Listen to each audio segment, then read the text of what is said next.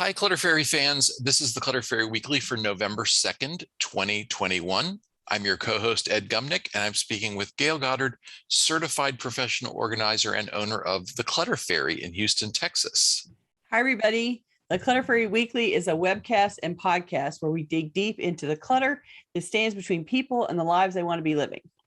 We aim to make sense of where so much stuff comes from in the first place, and we offer strategies to slow down the accumulation, reduce the collection, and comfortably manage the stuff we choose to keep. We rely heavily on the questions and topic suggestions we get from you, our viewers and listeners. If you're joining us in the Zoom meeting for the first time, you can share your comments and questions via the chat, and I'll try to make sure Gayle addresses them before we move on to another topic. You can also use the raise hand feature if you'd like to let me know that you want to ask a question or make a comment yourself via audio or video. We're also streaming the webcast live on Facebook, so you can share your questions and comments there, and I'll relay them to Gayle.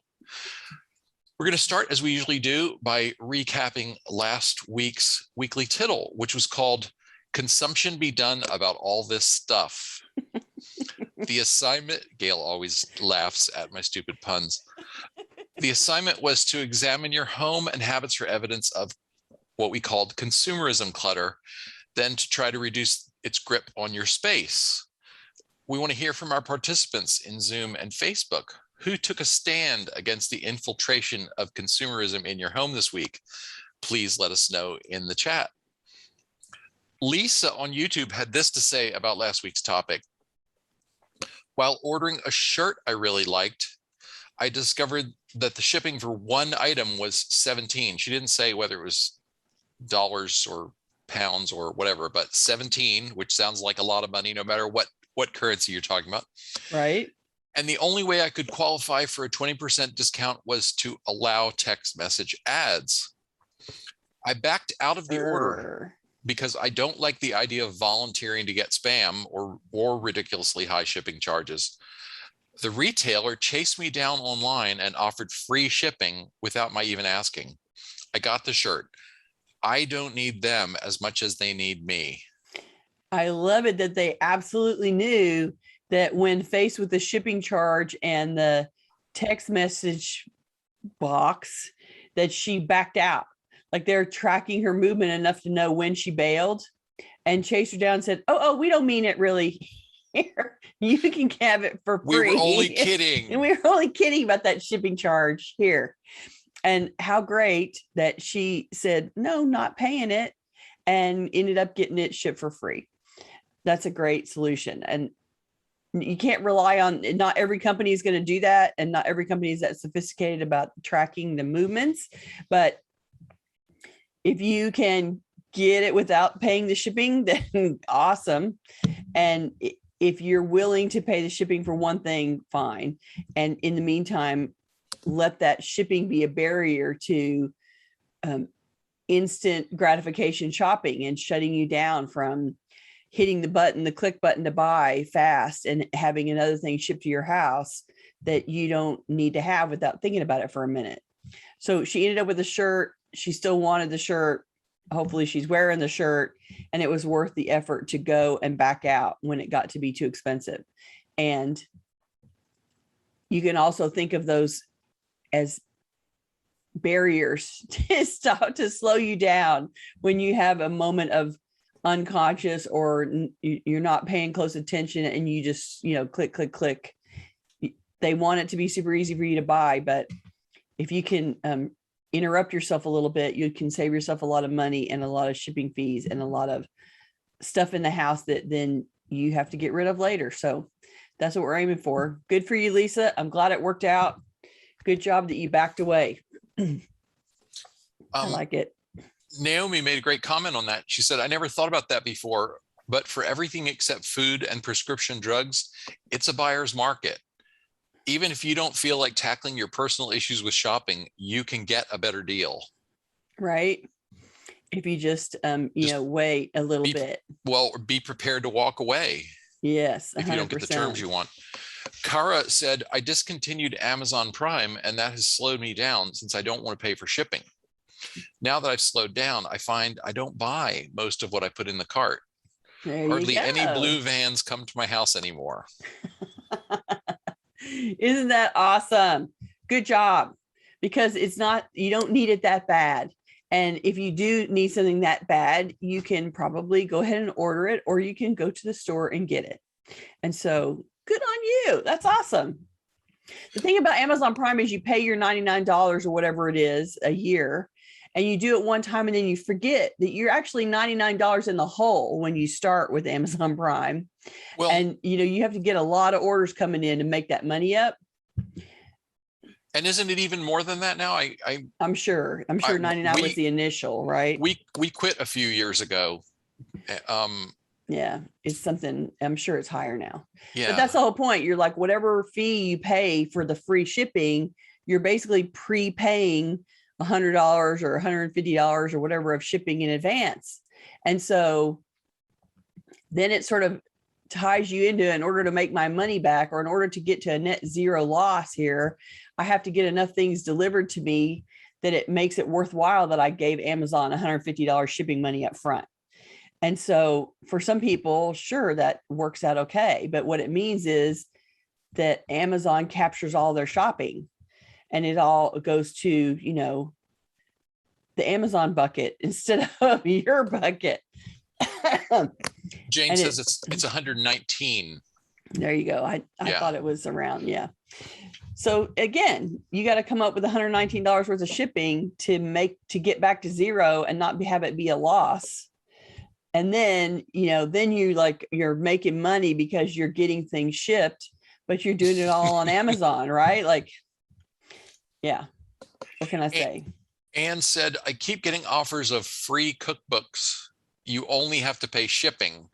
I don't want any more cookbooks, even free.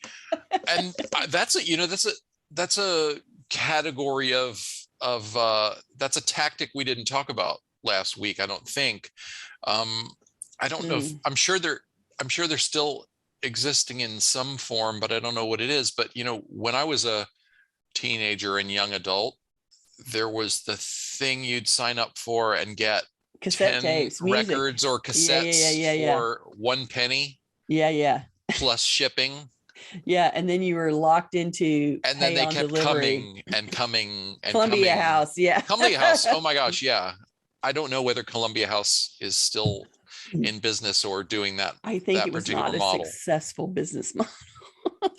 I'm sure they made plenty of money on shipping for quite a few years, but then when people, I don't know what the digital music revolution did to them. Yeah, I'm sure destroyed them. Dawn mentioned Barnes and Noble and said, I realized I'd need to buy at least $250 worth of books to start saving.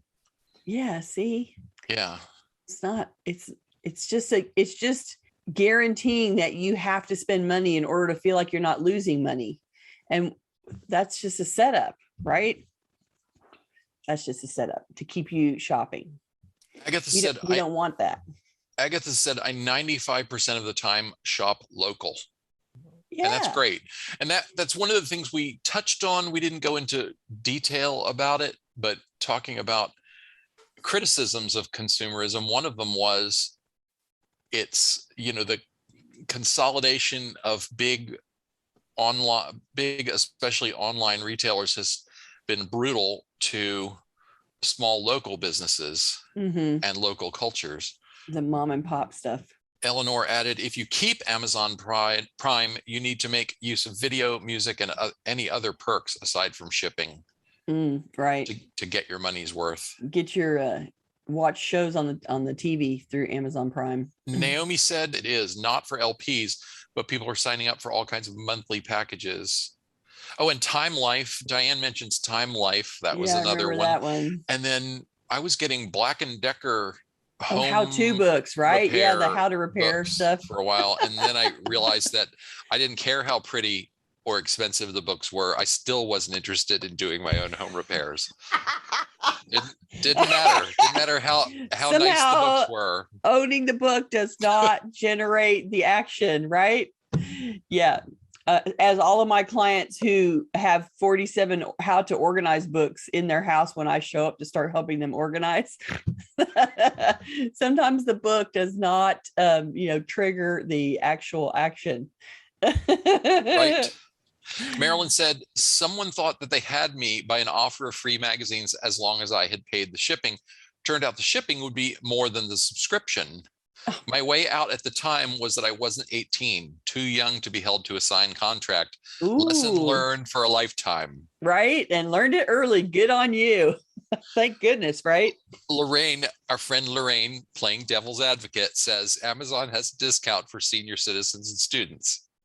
Okay. Okay. Get thee behind us, Lorraine.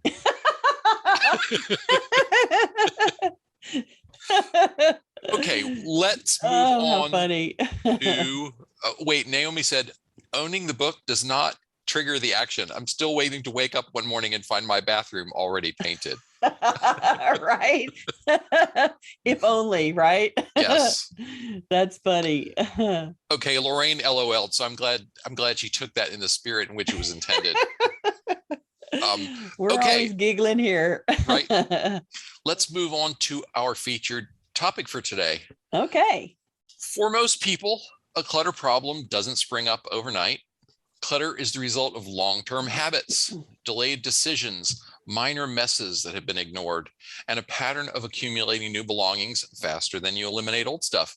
Today, Gayle's going to talk about how to stem the flow of clutter at the source by incorporating key decluttering habits into every day. We're going to talk about daily habits, daily decluttering routines that you can do anytime during your day or evening to help you stay ahead of the clutter in your life. No one's problem with clutter started overnight. We all know this. At some point, you realize that your house is out of control and you can't function in it. And you realize that you've never developed the habits necessary to maintain your living space. Maybe you didn't have any role models about this kind of behavior when you were growing up. Maybe you got used to your parents cleaning up behind you and you never transitioned that responsibility to yourself. Maybe it never felt like it was worth the time and effort to do it. Whatever your reasons up to this point, when it starts to bother you, when you start to notice the chaos in the house, then it's time to learn some new habits. We talk a lot about digging out a big project that's been long neglected, but in addition to that, you have to do the maintenance. By definition, you do it over and over and over again forever in order to maintain your space over your lifetime. It's time to develop some habits and add them into your daily life and learn how to do them repeatedly so you can keep your clutter at a manageable level. Let's launch our discussion with routines to do at the start of the day. What comes to everybody's mind first? It's the traditional start of the day routine, which is making your bed. There's something very relaxing about coming home at the end of the day and walking into your bedroom and seeing that your bed is made. To me, a crumpled bed looks defeated and a made bed looks serene. It's easy enough. It's an easy enough way to start your day. And I think it's a great daily habit. Some people make the bed as soon as they get out of it. And some people let the bed air out before they make it, which is fine if you get up and leave it unmade and sort of, the blanket flop down and you go take your shower and get dressed and whatever. And a half an hour goes by and then you come out and make the bed. That's fine. But taking the time to make the bed will be a great reward at the end of your day. Darby points out that sometimes you have to wait for your husband to get out of the Someone bed. else to exit it. Yes. True that. You can't really make the bed up around them. They will be surprised to find pillows on their head when they wake up. Good point. Another good morning routine is hanging your wet towel up before you leave the bathroom. That crumpled towel on the floor of the bathroom will still be wet when you come home. If it stays on the floor, one of your pets will likely sleep on it. It's certainly not going to stay clean down there, and it contributes to a messy look in the bathroom. Develop the habit of hanging it on a hook or on the towel rod or over the shower rod. Hang it wherever it's convenient and easy for you. Think of it as prepping the towel for you to use the next morning. You're putting it back in place now, so you have a dry towel right to hand after you shower tomorrow. Another bath-related daily routine, put away all the products that you get out every day to get ready for work. Put the toothbrush and the toothpaste back, put the hairbrush back, put the makeup back, put the caps back on things. There's nothing more annoying than a toothpaste tube without the cap on it, sitting on the counter, drooling. That just makes me insane. You use a lot of tools every morning to get ready, and you want to be able to find them the next day without hunting for them. The only way to accomplish that is to put things back before you leave in the morning. You can also save this one for when you come home at night, but this bathroom stuff in particular seems easier to me to put away right then after you've used it, instead of leaving it all day and all during the day, and then you have to face it when you come home at night. So I think you're less likely to put it away at the end of the day than you are at the beginning of the day, but you be the judge of that and do what works for you. At this point, I'd say that most of us are checking our phones first thing in the morning when we get up. We all know what a time suck that is. That smartphone will make you waste your time all day long, starting in the morning.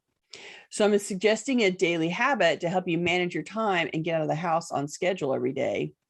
Modify that reflex behavior of looking at your phone so that you're only looking for the fire drills or the red alarms that might change the start of your day. I scroll through my email looking for clients sending me last minute changes to our scheduled appointments. If I don't see any emails from clients, that means that my plan for the day is still okay and I don't need to change anything. It also means that I can look at emails during the breaks in the day or at night. I check my text messages and voicemail for the same thing. I'm looking for client schedule changes, like the lady that sent me a voicemail one day and said, I'm going into labor. I can't keep my appointment today. Those things happen. And we will allow that. Right? Clients call and change things at the last minute. And so before I drive away from the house, I need to know that something has changed. And so I go looking for those messages everywhere. And then when I find that there aren't any, then I know that I can go about my day and I'm leaving and I know where I'm driving first. And I know that nothing has changed. And so it means that I can go about what I plan to do this morning and not worry about it.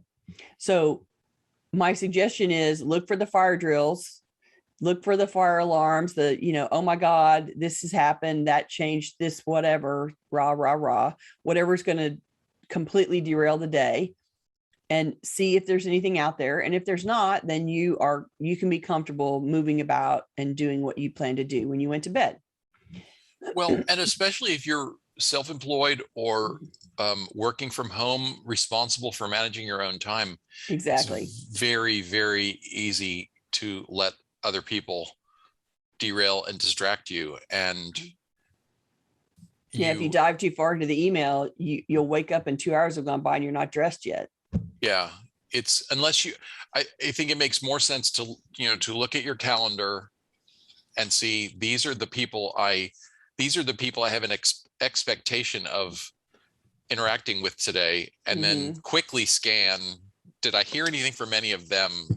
So changing it, because sometimes it's not even an emergency. Sometimes it's someone put something on your agenda that, because it annoys you or it interests you a little more than the thing you're supposed to be doing, or it can be positive or negative, it can still push you off what you had planned. Be distracting. 100%. Yeah. And I learned this the hard way, because I would get up in the morning and get dressed and head out to a client, and then get there or start looking at my email or text messages as I was making my way to the to the new place, only to discover I wasn't supposed to go there. Yeah.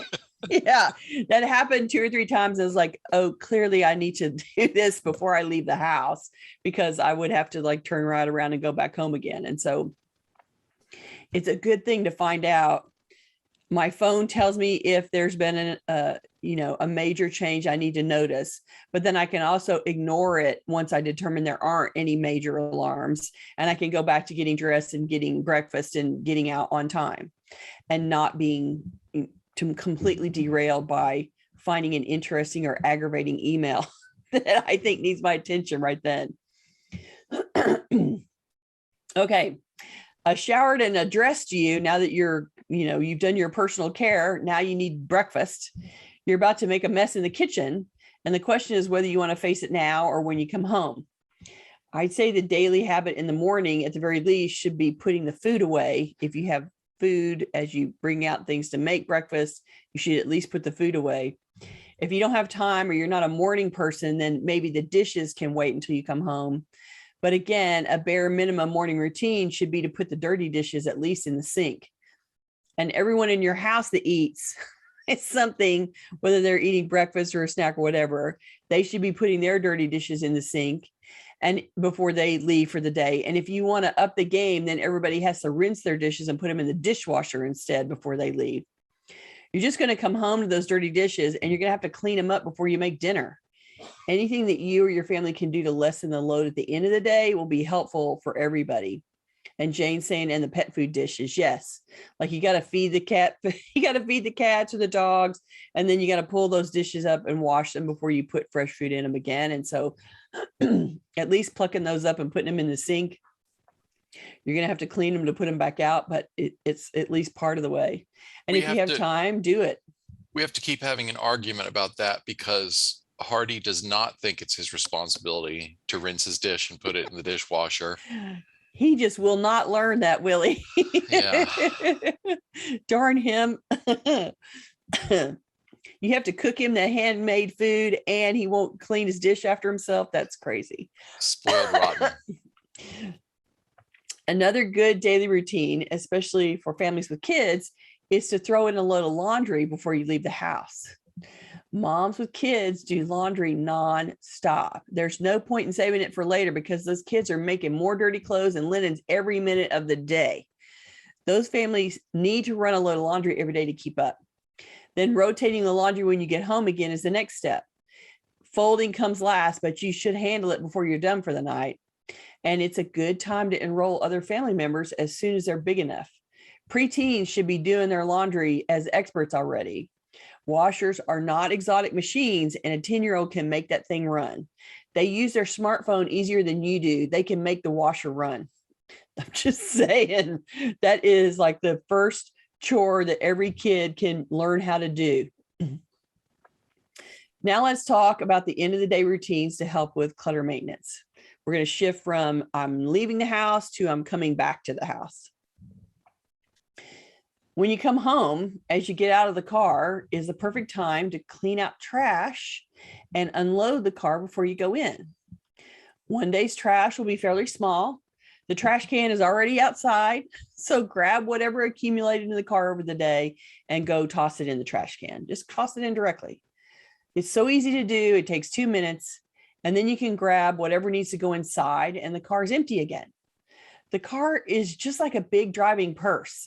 We carry stuff around in it, but then suddenly someone needs to get in with us, and now there's no space because we've never emptied the big driving purse. So do yourself a favor and take today's stuff out of the car tonight and reduce the likelihood that someone will break in because they see packages or a briefcase or a box of some kind. It won't take long, and your car will be clear for you when you come out in the morning and hopefully not broken into. As soon as you unlock the door and gotten inside, put your purse or your wallet and your keys down in the same place every night, so there's no fire drill to find them the next day. You won't need the keys again until you leave the house, so park them close to the door and ready to grab at the exact moment when you need them again. You can't drive the car inside the house. You're not using the key to lock yourself in, maybe, so they become unnecessary after 3 steps into the house, so park them right away. If you are actually using, like if it's a double deadbolt and you're opening it on one side and then locking again on the other side, it can just hang in the door unless there's glass windows there, and then you need to lock the door and hang it nearby, because every time you want to open the front door and go in and out, you're going to have to grab that key to unlock it. So in either case, having the key right there is important. Wherever the mail's delivered, whether that's in a box at the front of the house or actually in the house where they put the mail in, it comes inside, or you live in a subdivision where the mail is at a drive-by little box, at some point you're going to drive by and pick up the mail. So whenever it is, wherever it is, go pick it up and handle today's mail as soon as you get in. You can come in with mail and whatever else you're bringing in from the car, park the keys in the purse, Put down the incoming bags, items, whatever they are, and deal with the mail. Stand over to the recycle bin, throw out what you can, tear up what you think needs shredding and put it in the trash. Go park the mail that needs attention where you would read it and start to handle it. Whether you're going to sit on the couch or you're going to do that at a desk or whatever. Once you've gotten rid of what you can get rid of, then you can park the rest where it needs to be handled. And this is how you stop the paper clutter piles from forming in the first place, by dealing with the smallest pile of paper it'll ever be, today's mail. Because today's mail tomorrow is now twice as big, and the next day is 3 times as big. It is never smaller than today's pile. So spend the time to do today's pile every day, and it won't grow. One thing that you brought in from the car was a shopping bag. So maybe you stopped at the grocery store or you ran into Target for toiletries. After your keys are parked and the mail is handled, now you can deal with whatever came in from the car. Empty any shopping bags you brought into the house. You have no idea how many times I pick up a random shopping bag that's lying on the floor somewhere in the house, and I find the remnants of a shopping trip still in there. Maybe there's 3 items, sometimes with a perishable food product like an onion. Somehow onions always get left. They seem safe enough in a bag for a while, but they always get forgotten, and then they just rot. It ruins the bag, it attracts gnats, and it smells yucky. So much better to empty the shopping bag right then, park the onion where it'll get used, put up the new Tylenol and the toothpaste, and fold that bag away until the next shopping trip. So we're going to presume that you've done all that, and now you've had dinner and you're sitting in front of the television and vegging, as we say, in front of the TV, chilling. When you hit a commercial or when an episode finishes, if you're watching Netflix, it's the perfect time to check your purse or your wallet and empty them of the things that you stuffed in there all day. So pull out those receipts, pull out trash and food. I often find some gross dead snacks in purses along with other trash. Lots of women grab little bars or sticks or cheese stick, and they think they're going to eat it during the day, and then they forget it's in there, or they get distracted, they don't eat it. And then the purse sits, and 30 days later, I'm pulling out a 30-day-old unrefrigerated cheese stick going, ew, and throwing that away. There's a lot of dead snacks in your purses right now, I promise. A few receipts can be easily sorted and saved or trashed, depending on what it was for. You want to throw out the fast food receipts, save the receipts related to your business, and you can go put them away.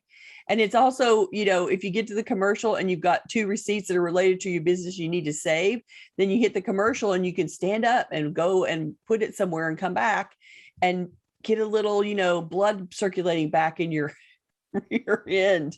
It's a good way to, have a 2-minute walk away from the couch in the evening.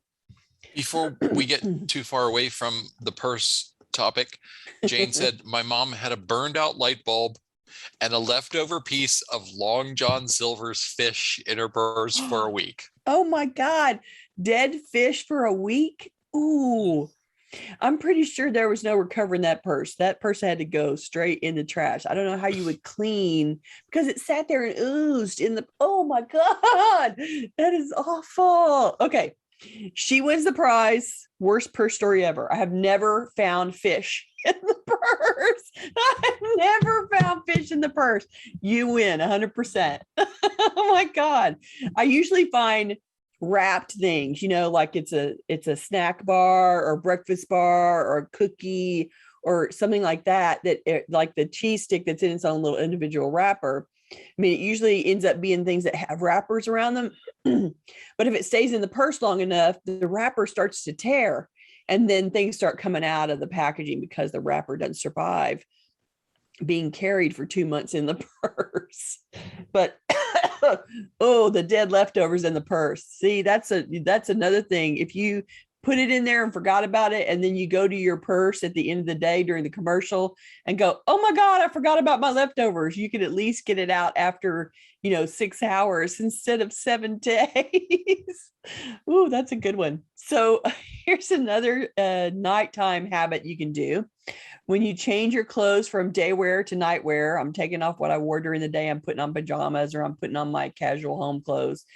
Do something with what you wore today. If you can wear it again, hang it up. If it's dirty now, put it in the hamper or the dry cleaner bag. If you change your shoes, put the other pair away. You only have a few pieces of clothing on your body at any point in time. It's not a hard task to spend 3 minutes dealing with what you are taking off right now. It's just a few minutes. And, most of the time it's going to be in Houston in the summer. I wore this during the day in the heat. There is no way I'm wearing that tomorrow. It is awful. And it needs to go straight into the trash, not into the trash, into the washing container. And so it is not hard to decide, I can't save that. There's no recovering that. If you live in a great climate and you can wear something all day long and conceivably you can wear it again the next day, great. You just have to have a parking space for it.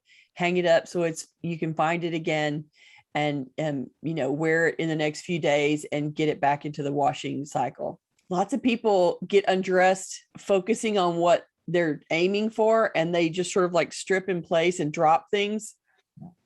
And it's a very strange thing to me that you're unconscious, and as you get naked, you're taking things off and you just like let go of them in space.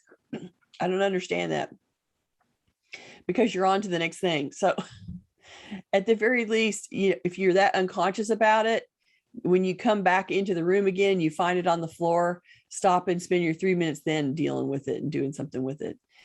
Connie says, I put hooks on my closet doors to hang up clothes I can wear again. Right. And I have a similar thing.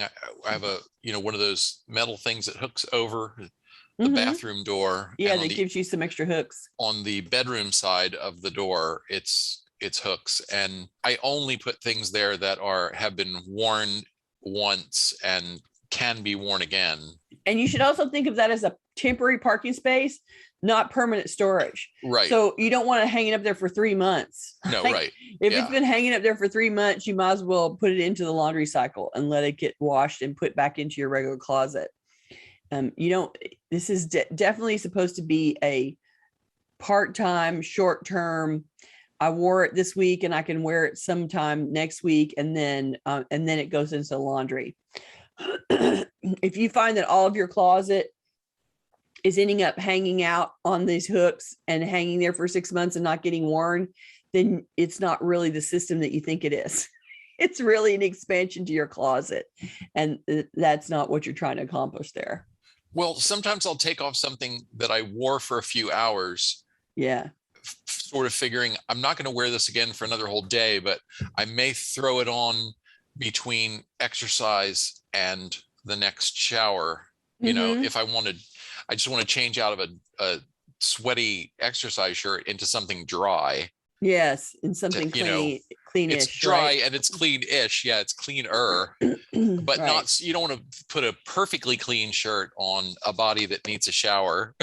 Exactly. It's bridging the gap, right? Okay, so the next evening thing that you can try to do is deal with today's dishes today.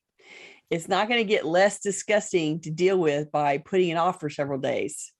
If you're starting with the breakfast dishes, then load the dishwasher first. Load what you can while you're cooking. Then either finish the job after you've eaten or before you go to bed. I find an empty sink to be much easier to face in the morning. Don't forget to work in unloading the dishwasher when you have a clean load. And an associated habit might be to update the grocery list as you are cooking or after each meal for anything that you've noticed while you were cooking that particular meal that you're short of, or I ran out of, or whatever. You can stop at the end or right before you serve, or as you think of it, you can go over to this list on the fridge and add it on there. It's just a time when you're focused on the contents of the kitchen a lot, and it's very top of mind for you right then. And so if you notice something that needs to be on the list, take the pause and go write it down. Make sure you pick up today's trash today. Don't leave little piles of trash around for another day. Not when it's so fast to throw out the little bit of trash you made and you know exactly what is trash. Lots of clients want to search through everything in the house to verify that it's trash. As I'm digging out somebody's closet or cleaning up a room and I'm finding bags, and I think it's probably trash, but I always recommend that you go through and look at it to make sure it really is, because sometimes it starts out being trash, or it wasn't trash and somebody saw an empty bag and threw trash in on top of something good. And so it means that you have to rummage through things a second time. And if you can deal with it today while you're certain that it's trash, then it makes it quicker to throw out and you don't have to rummage through it later to decide about it again. Or worse, you don't stash it somewhere because you're not sure if it's trash, only to have to unearth it later and go through the whole process again. So a lot of time people, they have the bags, they don't know what it is. It's left over from when they were unpacking something or opening something. And then somebody's coming to visit and they grab all that stuff and throw it in a closet. Well, they just basically threw the trash that they didn't deal with in the moment into the closet. And then later they're going to have to come out, pull it out again and throw it away later after they've gone through it to make sure that it's all trash. So better for you to do the trash that you made today while you know exactly what it is and you're perfectly certain that it's trash and you can throw it away and never have to deal with it again. And some of that would be recycling and some of that would be trash, but it's not a big pile. It's not like you opened 500 packages today. You maybe got 2 packages in the mail and maybe you made some trash because you opened some stuff that you got at the store and you opened some mail and made some trash. It isn't going to be that big of a pile and you know exactly what you were doing today. And so you can get in through it much easier and quicker. On the trash thing, I had the thought, I'm really bad about out in the yard and in the garage, not in the house, but out in the garage in the yard. I'll go find whatever thing I can turn into a trash bag that's at hand, like a potting soil bag that's been emptied, and start shoving stuff in there. And it's pretty obvious that that's trash, except I don't take the next necessary step, which is go put it inside a legitimate trash bag that can be closed. Right. And I imagine there are people who have the same kind of problem inside the house where they grab the grocery store plastic bag or paper bag and start putting things in it. And maybe if that is a problem that afflicts you, a better choice would be whatever you buy that is going to be your trash bags is the only thing you put trash in. Just so make that a habit. It's a visual representation that it's a visual cue that it's trash. Yeah. So if you're going around the house, or if you've decided to sit down and go through mail or something that you're sorting and there's going to be a lot of trash, use a trash bag, nothing else, not a bag that might be a shopping bag, might have something else of value in it. Yeah. So that it's very obvious just to look at it that it was a trash bag that you pulled out that is designated for trash. Yeah, 100%. That visual cue is really important and makes it easy. Because if you think of it as trash, you would never grab it to here's where I'm going to put the stuff that's left over from my Target trip that I need to take around the house. You're not going to put that in a trash bag to distribute. You're going to keep it in the Target bag. And so it's a great visual cue. That's a good idea. The last thing on the list is put away whatever you got out today back in its parking space. Picking up after you're behind your daily or evening activities is part of staying ahead of the clutter on a day-to-day basis. And this routine is the best thing you can teach your kid about organizing. Learning to put things away when they're done at the end of the day is a habit that will serve them forever. And just the idea that it's part of a routine of you've been doing stuff and you've had things out and you've been dealing with something, paying the bills, shopping online, cleaning clothes, doing laundry, whatever you did to get out and do something, stop and reset and put things back. That is a habit that will help people deal with their clutter and prevent it building up every day. It'll be something that prevents you from building up clutter. If you just go put things back that you dealt with today, it takes a few minutes to reset everything you pulled out, but it's worth the effort because surprise, surprise, when you need it again, it'll be where it was supposed to be. You'll be able to go put your hands on it immediately because you've already put it back. Okay. We had a lot of comments about mail, and I promised I kind of held them because I didn't want to completely derail the conversation into mail, and ask how can I decide whether I want want to buy this or that ticket or give to this or that charity. Wait, there was a previous one from Anne I skipped over. Sorry about that. I can never decide what mail to keep. I keep all the ads. That was her first comment. What's your thought on that? I thought about a suggestion for Anne on that might be designate one folder or sleeve or something into which you put the newest ads, and make a rule for yourself that when you put in the ads that came today, you pull out the ads that came yesterday, or have there's a day of the week when everything that's in there goes away and only the new stuff goes in there. If you feel like there's some value there, you're going to go back and look at those things and you want them. What do you think? Yeah, I mean, this ties into the consumerism we were talking about yesterday. If you didn't see those ads, you wouldn't know what you were missing. You wouldn't suddenly feel like you didn't get a deal that you were supposed to get, or you didn't buy that object or thing that they're trying to sell you in a sale. So I guess the question is, if this is something that you do about weekly grocery ads, for instance, then this week's ads don't apply next week. And what Ed is talking about makes perfect sense. You get a new set of them, you make sure that you go find and throw out the old ones, because they're not going to do you any good anymore. And just ads in general, like, here comes a bunch of catalogs, here comes a bunch of, we want you to buy our stuff.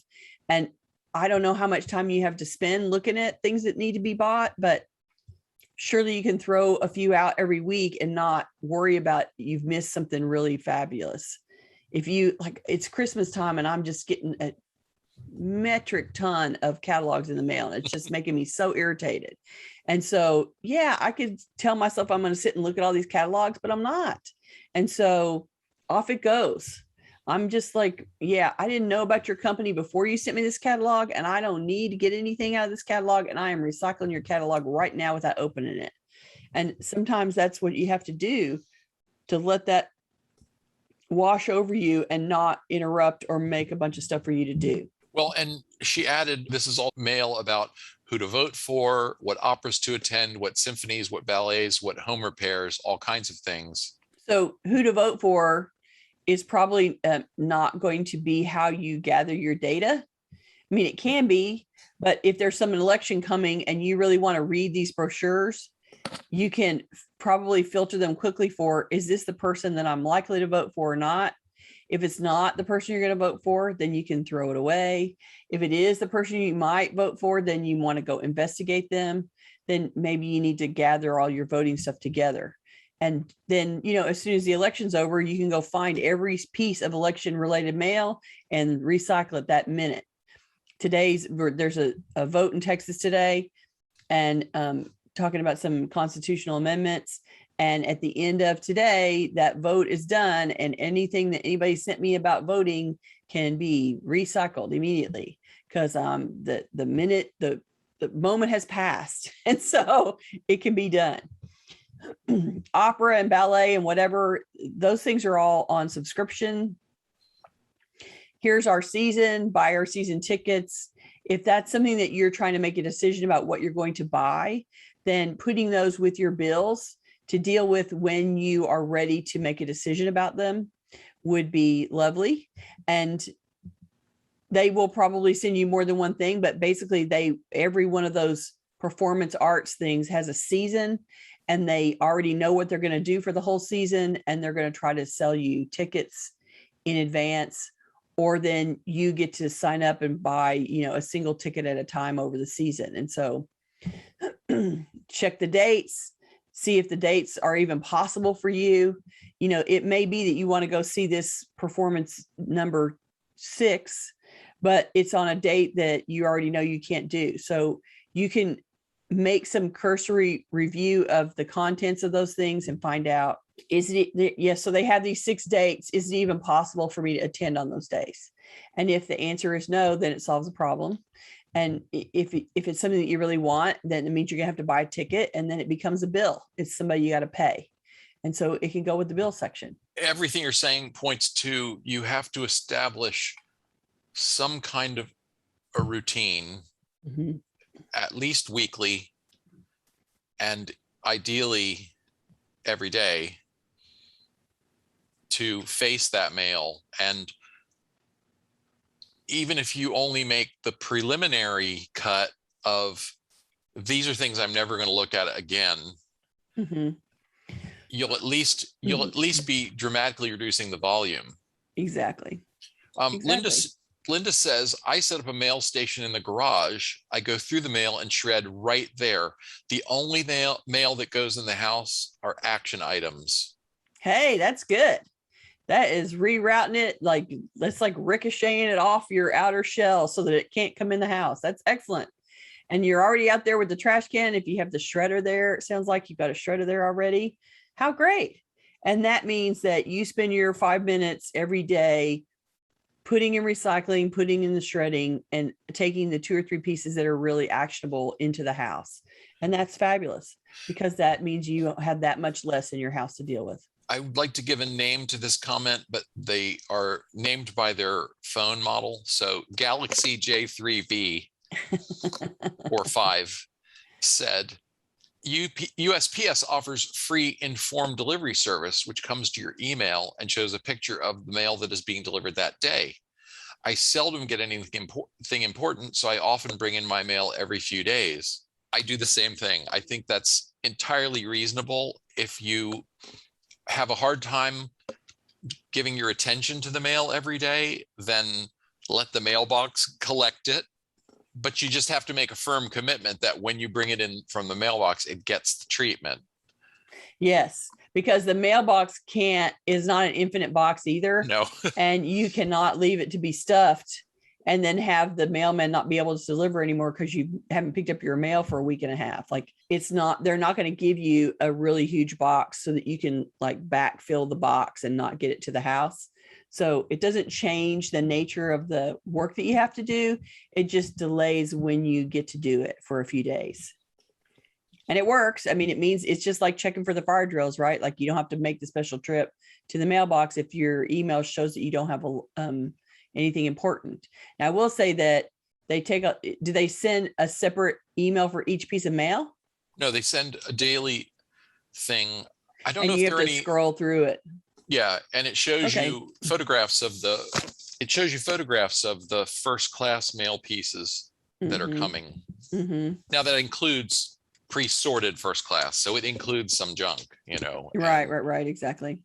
Okay, that's fine. It just means that you have to know that you have a manage the trash to do item that you have to go clear out your mailbox and get it in there. And it's great that it makes it easy. It means that you can sit there and throw into the recycle bin real fast because you already know that it's not anything you care about. That's awesome. Doesn't change, now you have an email to look at and you're flipping through the items by email instead of physical, but you still have to go get the physical stuff and deal with it anyway. Yeah. Naomi added, talking about mail, if you don't decide and it sits forever, just throw it out. If you want to donate to a charity, you can deliberately seek the ones that you consider most important. They will all accept donations online. And they will all send you stuff again. Yeah, they will never stop. If you've ever given anything to them ever, you will never go off their lists and you will continue to get reminders. So if you don't have time to deal with it now, throw it out because they're going to send you another one 2 months from now or a week from now. It's not no loss. You will not lose track of that charity because they will not lose track of you. That's what I'm saying. Totally not worried about it because Habitat for Humanity is going to send you a reminder 4 times a year trying to get you to give them money. And so you can throw one out and not deal with it until December when you're going to do your charitable giving for the year, or you can save it until your birthday or whenever you make those kind of charity decisions. But you don't have to keep 14 copies of Habitat for Humanity to remember to pay Habitat for Humanity. Yeah. Okay, getting away from mail. Naomi says, I am pretty good at throwing out trash promptly, but if there's a leftover in the fridge that I am too suspicious of to eat, then I put it back into the fridge until it gets totally moldy so I can throw it out with a clean conscience. Okay, so if you're suspicious of it, you can declare that, you don't want to eat something toxic. And I would put it back in the fridge until trash day and then take it out and empty all those things that you're suspicious of in at the same time as you would go and put trash out in the trash bin and put the bin at the curb. So that way it goes straight out and it's going to get picked up that day or the next day. And then you don't have like toxic waste in your kitchen for longer than a week. And you don't have toxic waste in your trash can for longer than a day. And, all better for everyone if it goes out on trash day. You got that every week, right? I would further add that if it's something that can easily go down the drain and dispose all, do that right away. Let it go. Rinse or trash the container, whatever you need to do to the container. Connie mentioned the tiny habits, which we've talked about before. And this is relevant to the tittle, which we're about to get to. And to start a new habit, you need to link it to something you already do anyway. And we don't have time to talk about that at length, just the idea that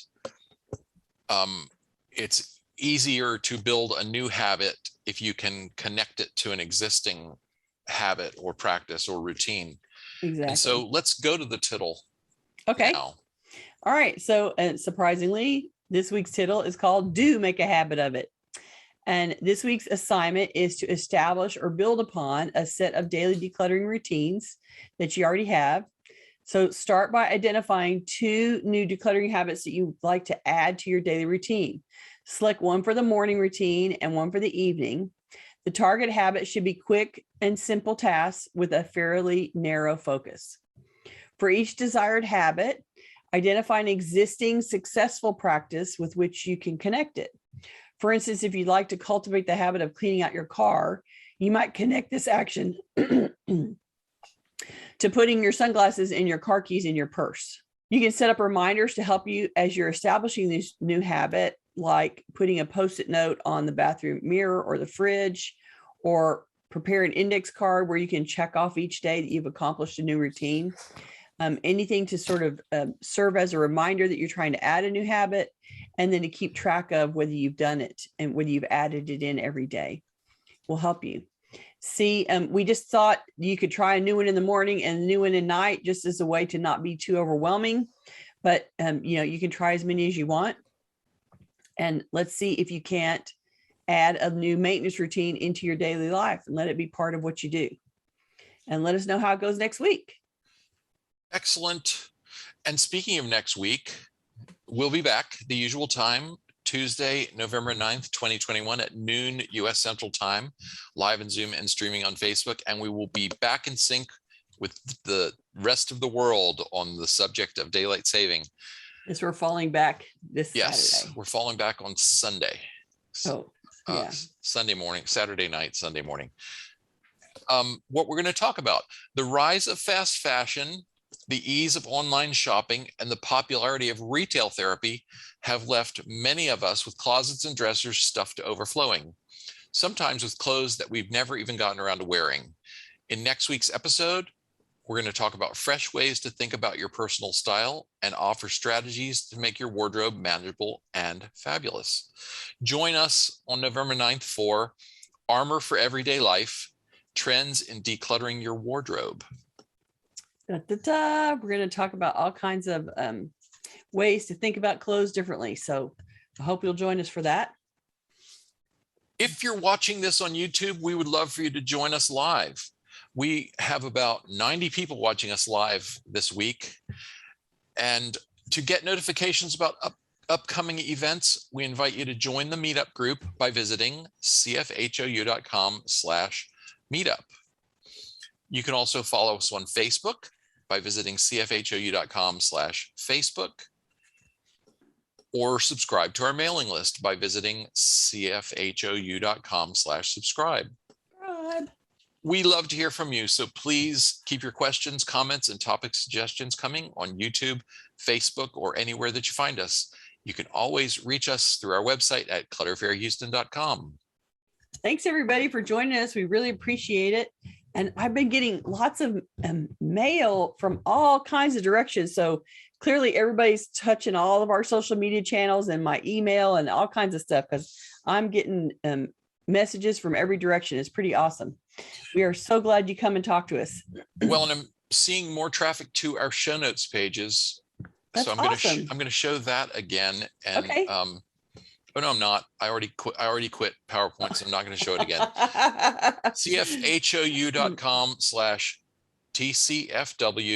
cfhou.com/TCFW093 Are the show notes for this episode. link for today's show notes, and those will be up. They're usually up by late evening Central Time in the United States. Right. We have to do a little processing before we can put it up. So thank you. But we're getting more comments on the show notes and more traffic there. And so we're happy to see that. That's awesome. All right. All right. Thanks you guys for joining us. We'll see you next week. Bye. Bye-bye.